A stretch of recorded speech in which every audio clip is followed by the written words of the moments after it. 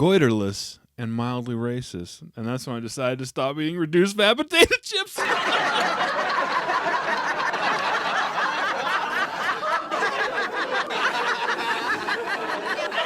And that's my review of Beyond the Galactic... Oh, I'm sorry. Is it disorienting and even a little frustrating to enter in right in the middle of something?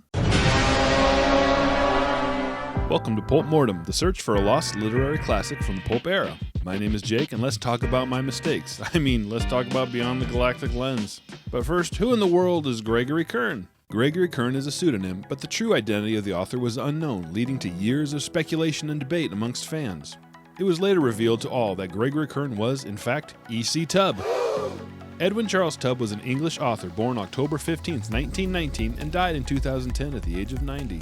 Tubb was an avid fan of early sci-fi and fantasy pulps and began contributing, but his offerings were turned away for years. He later called this a good thing, as these works were, quote, a perfect example of what not to do. His first accepted work was printed in New Worlds magazine in 1951 at the age of 32. He then left his career as a printing machinery salesman to pursue writing full-time. He became editor of authentic science fiction, but struggled with a lack of quality contributions, so he ended up writing most of the stories himself under different pseudonyms. Tubb used over 55 pseudonyms throughout his career. That's a lot of nuts! And is best known for the Doomerist and Cap Kennedy series of novels. This man was a writing machine and would crank out original stories at a staggering pace for the entirety of his lengthy career. Which brings us to Beyond the Galactic Lens. 3 times the scientific genius Kai Feng slipped through the hands of the men of fate, and 3 times those equally fanatic guardians of the fragile structure of the interworld peace had tracked him down again. But now Kai Feng had something that the free-acting Terran envoys had never met before. He had a ship beyond all previous capacities. He had a crew of dedicated devils, and he had Fate's finest operative as his hostage. Give me some water, you measly little pecks! And when Fate pursued him beyond the very Milky Way itself, beyond the galactic lens, things changed very rapidly. For out there, Kai Feng had the means to enforce a stop to human progress, and he would not hesitate to use it. It's a super space thriller in the Star Trek tradition. This book was first printed in 1975 and didn't appear in any previous pulp magazine. I didn't intend to stray too far from the 50s and 60s up until this point, but I just couldn't resist this cover. It's by Eddie Jones and it is 100% fantastic. The cover drew me in. The ship is mysterious and, despite it being unique and colorful, gives off an aura of dread due to the deep shadows, the astronauts' tentative approach, and how the stars seem to be sinking into the dark. Good job, Eddie! This book cost $1.25 back in 1975, but you can get it today for under $5. But before we go any further, I feel the need to kind of pull the curtain back as to my process. Oh, pay no attention to... I'll finish reading a book. I'll then research the book and the author, and then I'll go ahead and make my review of it. At the end of each review, I'll promo the next book without having read it at all or with as little prior knowledge as possible. I do this for 2 reasons. One is I want to be able to give the most genuine review with the most authentic reactions I possibly can. And number 2 is that that's the position that we're all in when we see a book on a rack. We have the front cover and the back synopsis, and that's all we really know. Granted, this might make for some dull episodes, but I think inauthenticity really does ruin the treasure hunting feel we're going for here. Don't touch my treasure. Unfortunately, this method does have a flaw. What if the book is a part of a series? Oh, man. Oh, God. Oh, man. Oh, God. Oh, man. Oh, God. Oh, man. Oh, God. Beyond the Galactic Lens is a part of the Cap Kennedy series of novels. The greater our ignorance unfolds. Different Kennedy. Now, as I go out and purchase novels, I am purposefully avoiding the Cap Kennedy and Perry Rhodan and big, long-standing series like that. I have about 300 pulp novels back here, and I've gone through them all, and I actually do have Cap Kennedy #1. I don't remember buying it. I wouldn't have bought it. I think it might have been in a bulk lot I purchased. I don't know. Let me read you a little bit of the back cover, just for funsies. I hate that I said funsies, but I'm too lazy to edit it out. Here's the Space Hero series that is sure to become a must whenever science fiction is read, because Cap Kennedy is a sort of solid space adventure that Star Trek never quite achieved. Far more real than Perry Rhodan could ever be, and with the credibility that Captain Future never managed. Yeah, Tubb, you really embarrassed that little show called Star Trek.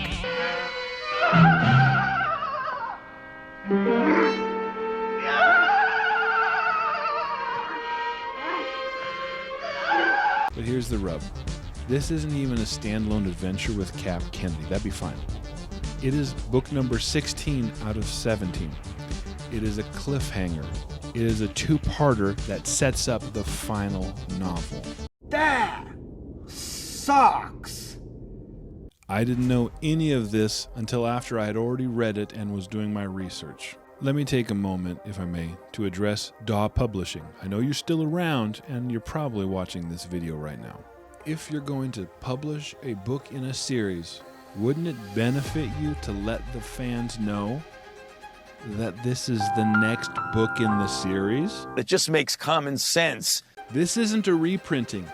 They all have Captain Kennedy and the number in a giant, big, ugly header. Every single one, except this one.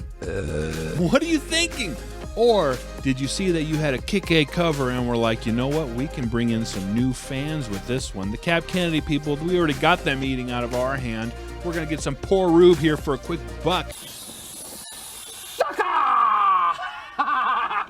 Want to know the dumbest part? Cap Kennedy isn't even mentioned on the back synopsis. This is like making a Captain America movie and not telling anybody Captain America's in it. They're thinking they're going to go see a rom-com. And honestly, this is probably the actual explanation as to what happened. Did somebody just drop the ball? There it is, hot off the press, loaded on the trucks. All those Cap Kennedy fans are going to be... Dang it, Randy! You're fired. Get out of here. Get the hell. This is the part of the episode where I'll give a synopsis or a promo of the book, but I'm not going to do that here because I only read half the story. And also, who cares? Daw doesn't care. It's fast-moving. It's action-packed. There's nothing intellectual or super highbrow here, but that's not what Tubb was going for. Judging just off of this book, I would say that the series, the Cap Kennedy series, is probably pretty fun. The setup is actually pretty cool. There's this alien virus that is almost 100% fatal, and it begins to wipe out this one planet of pacifists. In order to protect the rest of the galaxy, they all agree to just wipe themselves out. However, out of this entire planet, there are 5 that are infected, but don't show any symptoms. Unwilling to kill them, they are quarantined to this ship and sent off into the depths of space to tumble aimlessly through all time in their metal coffin whilst going mad. We only had one chapter with these 5 prisoners, but honestly it was my favorite part of the whole story. I wanted more of that story. There is an offhand mention of something called a siren effect. Let me read it. The soft pulse of the engines rose, the metal of the hull and bulkheads quivering with sympathetic vibration, a susurrating whisper augmented by the impact of interstellar atoms. The siren effect, which had been known to drive lonely spacefarers insane. I think this is a really cool description and a great idea. I don't know if this was an earlier Cap Kennedy novel or just some descriptive filler to get from one action set to the next. Either way, it's a fantastic idea, and it could be a really creepy setting for a space thriller. And now, the bad. Have you ever been the new guy somewhere? A new job, new school, new church, new neighborhood. It's an established community and you're suddenly dropped in. New in town, John Mulaney's new in town. They all know each other. They have history. They have inside jokes. They know the way things work. Even in the most welcoming and accommodating community, the minute details are going to be deemed too small or insignificant to relay to the newcomer. However, those little details and shared experiences are social adhesive. Likewise, Tubb had 156 pages to work with, and he was not going to waste more than a line or two on recapping. Who are these characters? What do they look like? What's their job? What's their relationship with each other? Are they aliens? Are they human? What is fate? From my understanding, it sounds like it's the anti-prime directive, but I'm not exactly sure. Who do they work for? Who do they answer to? Who pays for all this? I was 2/3 of the way through before I finally realized what the ship's name was, and none of this is Tubb's fault because I'm sure he explained all of it 15 books ago. Constant confusion, and not because I couldn't follow the story, because after a bit I could. Because Tubb will switch perspectives on the fly, we will jump to new times and new locations, all without a paragraph break. Don't think too much. This would be confusing even if I was familiar with the universe. Monologuing.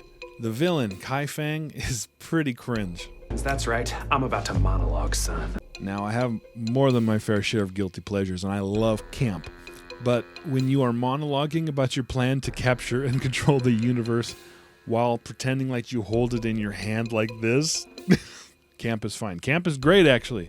But don't be campy. And then literally the next line, try and pass his villain off as intimidating. Kai Feng's plan is stupid. He wants these 5 carriers, these 5 infected people, in order to control the universe.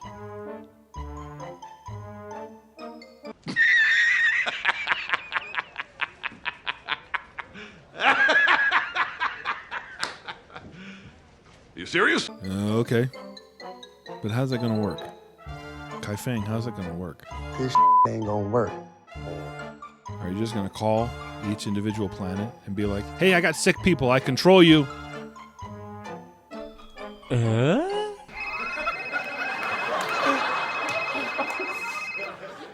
Hold on.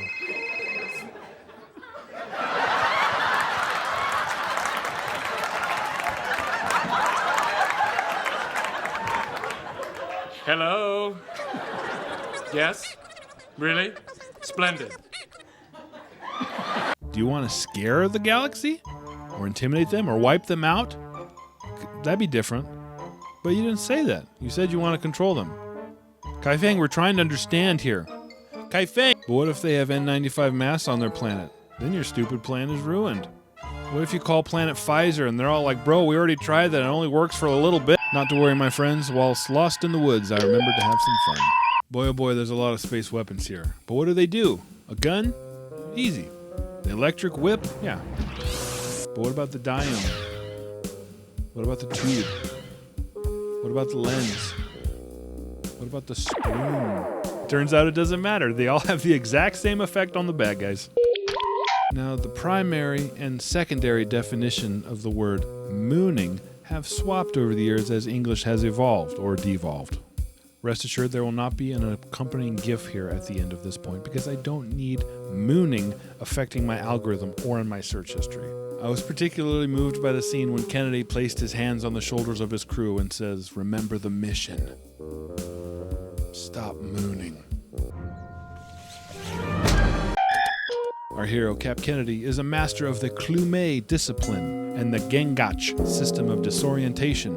He gained these abilities by mastering the mystical art of yoga. Luck! Kennedy has to locate the quarantine ship before Kai Feng can capture it. So him and his crew start crunching numbers in a scene that lasts way too long. They don't know which direction the ship left the planet or where it was headed. The ship also has random directional changes to make it impossible for anyone to follow. The ship will automatically adjust its course to avoid getting too close to stars, celestial bodies, inhabited systems, and general space debris.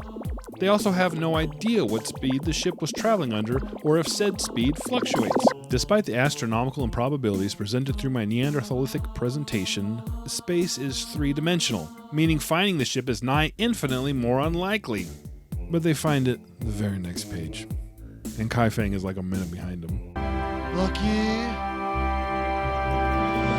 So what's the verdict? I don't know. I only read half a story at the tail end of a series. Books wasted my time, and in return, I wasted yours. You're welcome. The cover is awesome, but now it just kind of makes me mad. If you're into the Cap Kennedy series, you'll probably want this book. If not, you'll probably want this book and start at the beginning. Thanks for watching this far, and I'll see you next time with a real review. I promise. Please don't unsubscribe. Please don't. My children are starving. You don't understand. Not fair.